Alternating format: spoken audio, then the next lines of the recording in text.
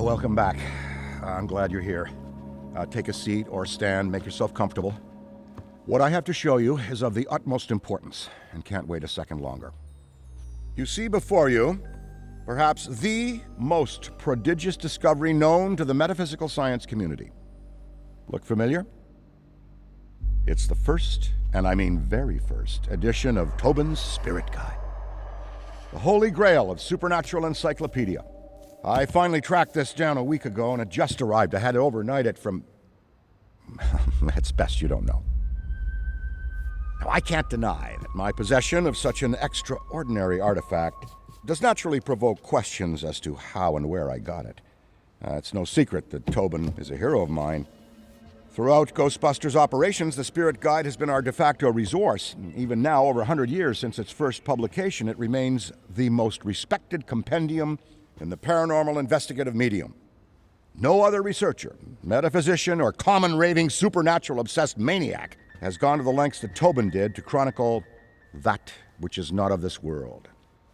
Although some might say, given his sordid later life, perhaps he went too far. Like Tobin, I too fell down a rabbit hole at a young age. This mildewed tome has been my elusive golden goose, my singular vice and obsession. I've paid a great deal of money, well, Winston's money, to some questionable individuals who have scoured the farthest reaches and risked countless perils to find it. And turns out, it was right under Tobin's nose all along. Literally. It was found in his coffin, resting on his now concave chest. John Horace Tobin had his Spirit Guide buried with him. Here, a keepsake from your first occult book acquisition. Never forget this moment, kid. It's a big one.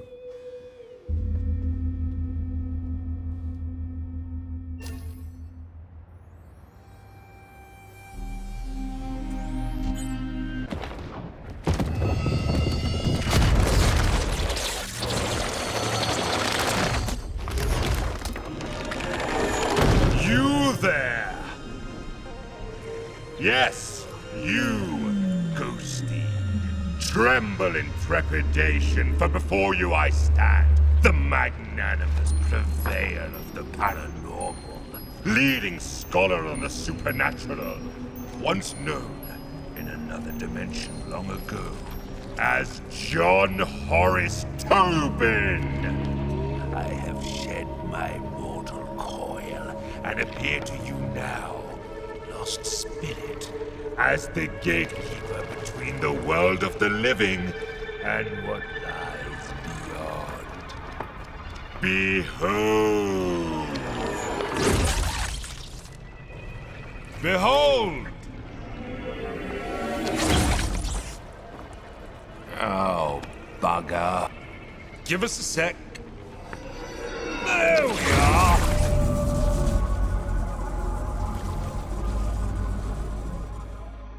Today is not your finest day, Ghosty, but it is your luckiest. Prithee, look to me from here as your guide to what exists beyond existence. Fear not the eternal darkness, for I shall light the lamppost which illuminates your passage. Follow the interminable horizon of the shadowy plane. Release your forsaken soul from all worldly ties, for... Wait a tick.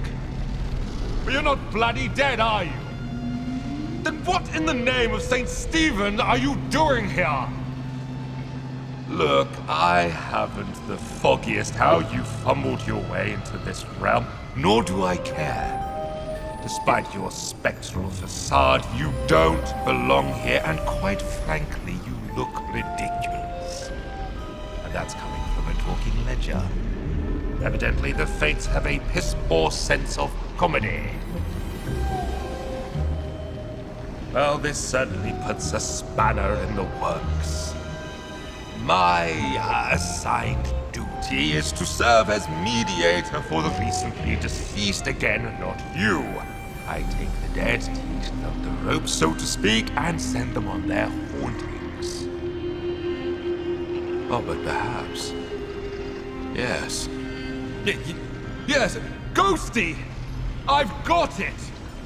There is a metaphysical mischief to be done, and I find no reason why you shan't be privy to the delights. Lord knows I've had some time to kill in this place, and picked up a few pointers. No better way to immerse oneself into the headspace of a spectre. A rambunctious excursion into the world of the living is the perfect distraction from a purgatorial eternity. What say you? Want to spook some meat puppets?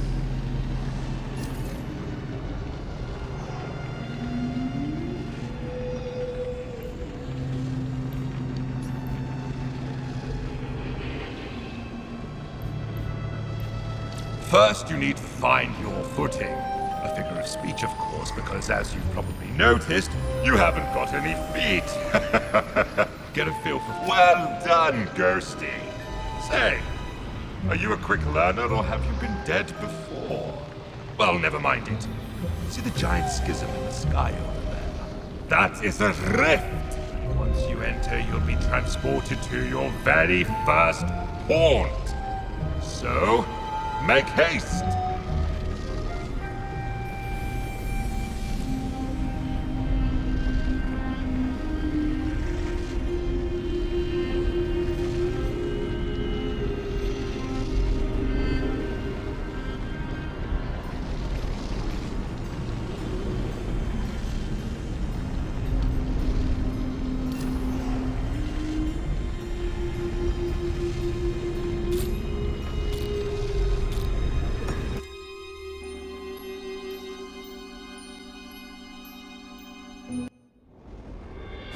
Welcome to my garden of otherworldly delights. A job's a job, and yours is to terrorize and torment. So, get in and let's get cracking.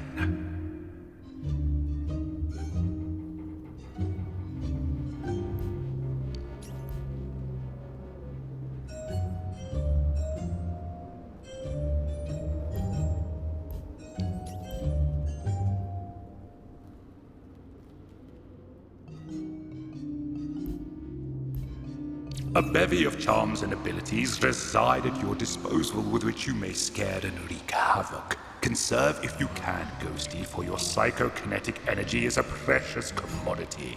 You must cool down periodically, or your powers will not work, including your ectovision. A Ghosty's most important resource is psychokinetic energy. Use it wisely. It'll take a bit of time to get the old juices flowing again once you've run out, so be mindful of draining your energy. Keep one eye on your meter and you won't get caught on a full moon with your knickers down. Savvy?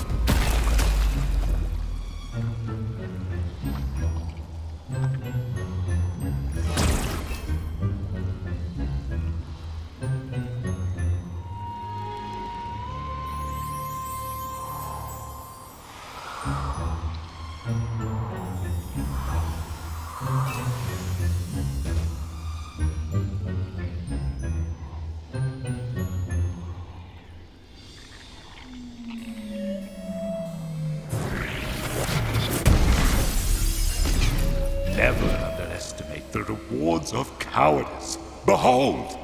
All around you is a world of possessibility. Use every object you can to duck, dodge, and wait for the perfect opportunity to spring your spectral trap on the unsuspecting living.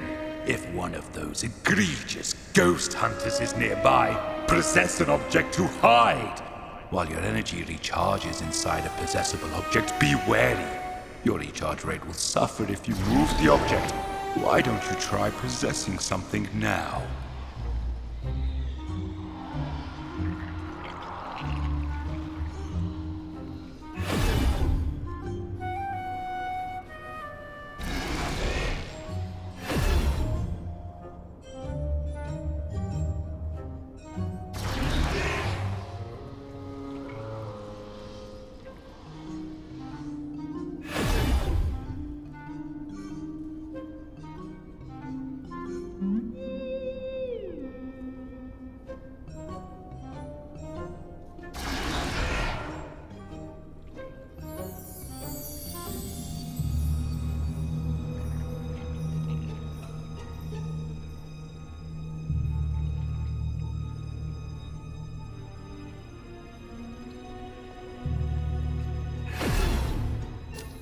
One of the more invigorating features in your cabinet of curiosities is the ability to phase. You'll be flying at high speeds from one end of the map to the other before you can say Jack Robinson, who I met, by the way. Bit of a blown-out bulb, if you ask me. There are respawning from rifts is key, so pay attention. If a ruddy Ghostbuster gets you by the gills while a rift is active, you will respawn at the rift. However, this destroys the damn thing from further use. There are 3 rifts available to you hidden inside artifacts, so act accordingly. Those busters will try to eliminate these rifts, limiting your methods of escape. Fear not. You can retrieve and hide these rifts throughout the map to send your opponents into a life.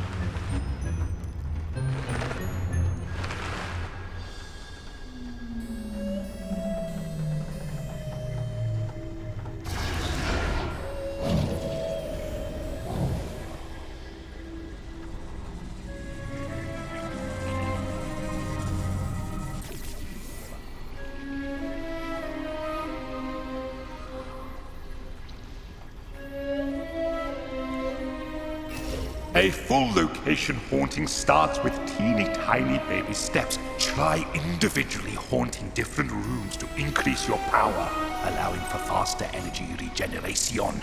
Civvies and busters alike are easily scared in these predicaments, and if you see a floating brolly, that's because objects in these rooms begin haunting themselves, in turn creating a diversion, allowing you, Ghosty, to hide.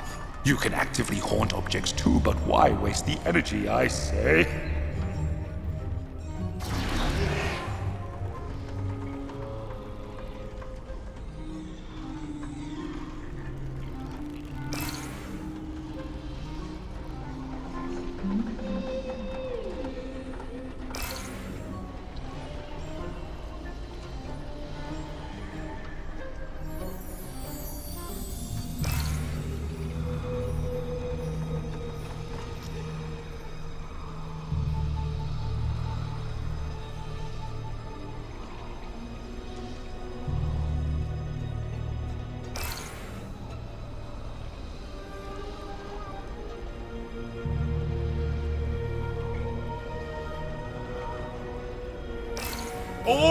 All right, enough preamble.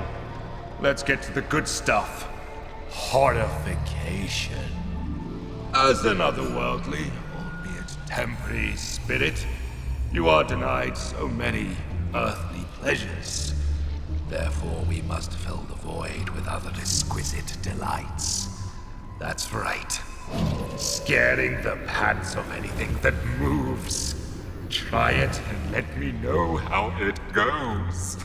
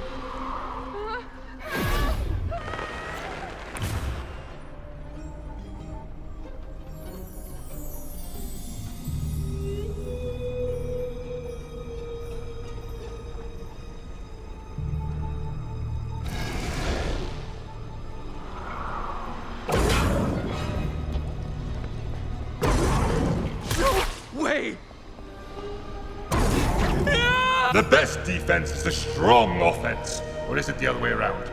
Either way, these next two tricks will be shook. Warren, face to face. Whereas you and I love ectoplasm and everything to do with it, the living can't stand it. Literally, cover them with enough and they won't be able to stand at all.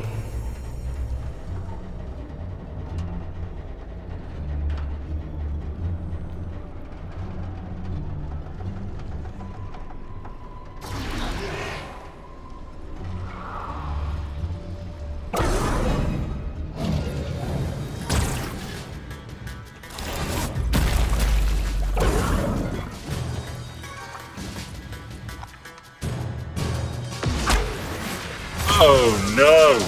What's this? You've become ensnared by the power of the dreaded electric lasso. Then you must fight your way out. Use your ability should you see no other option, but I counsel you to flee. Beware their tethers will create great resistance, so fight! Fight, damn you, against the pull, and you will exasperate the tether and earn your freedom!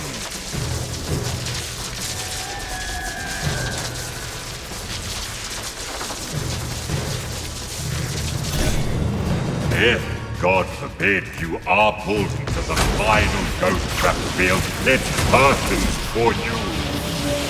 Most. You will have a brief moment to try and free yourself, but lo! You have painted a target on your backside, Ghosty. All subtle trappings will be hard to break free from. Now, Ghost, should you, despite all maneuverings, be seized in the final fatal capture, find your way back to me, so that I might imbue you with the power to haunt once more.